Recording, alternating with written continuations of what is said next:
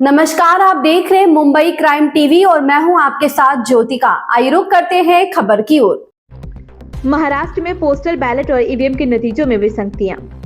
Shiv Sena UBT विधायक का दावा। महाराष्ट्र में विधानसभा चुनाव के नतीजे आने के बाद से विपक्ष सिर्फ एक ही राग अलाप रहा है, वो है ईवीएम के नतीजे पर अविश्वास। दरअसल विधानसभा चुनाव में विपक्ष का प्रदर्शन काफी बदतर रहा, जिसमें उसे 288 विधानसभा सीटों में से मात्र 46 सीटों पर ही जीत हासिल कर सकी। इसके बाद से ईवीएम उसके निशाने पर है।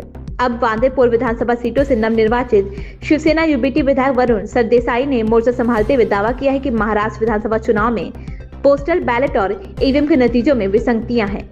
महाराष्ट्र में पहली बार चुनाव लड़कर बांदीपुर विधानसभा सीट पर एनसीपी के जिशान सिद्दीकी को हराकर जीत हासिल करने वाले वरुण सरदेसाई ने मतदान के अंतिम 2 घंटों के दौरान मतदान में संदिग्ध बढ़ोतरी का भी दावा किया और इस मामले में चुनाव आयोग से जवाब मांगा। मुंबई में एक प्रेस कॉन्फ्रेंस को संबोधित करते हुए उन्होंने दावा किया कि चुनाव आयोग के आधिकारिक डेटा में सांख्यिकीय विसंगतियां देखी गई हैं और अधिक पारदर्शिता और जवाबदेही का आह्वान किया।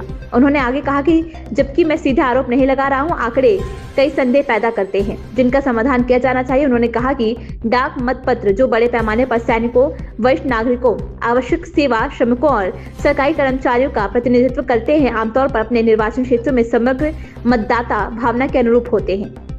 वरुण सरदेसाई ने कहा कि पोस्टल बैलेट की रुझान 2019 के लोकसभा चुनाव में ईवीएम के नतीजों के अनुरूप थे। हालांकि विधानसभा चुनाव में एक अलग ही अंतर देखा गया। उदाहरण के लिए महाविकास अघाड़ी पोस्टल बैलेट के माध्यम से 31 निर्वाचन क्षेत्रों में आगे चल रही थी, जबकि भाजपा के नेतृत्व वाली महायुति 16 निर्वाचन क्षेत्रों में आगे थी। फिर भी अंतिम ईवीएम परिणामों से पता चला कि ईवीएम को केवल 46 सीटें मिली, जबकि महायुति की संख्या बढ़कर 230 सीटों पर पहुंच गई।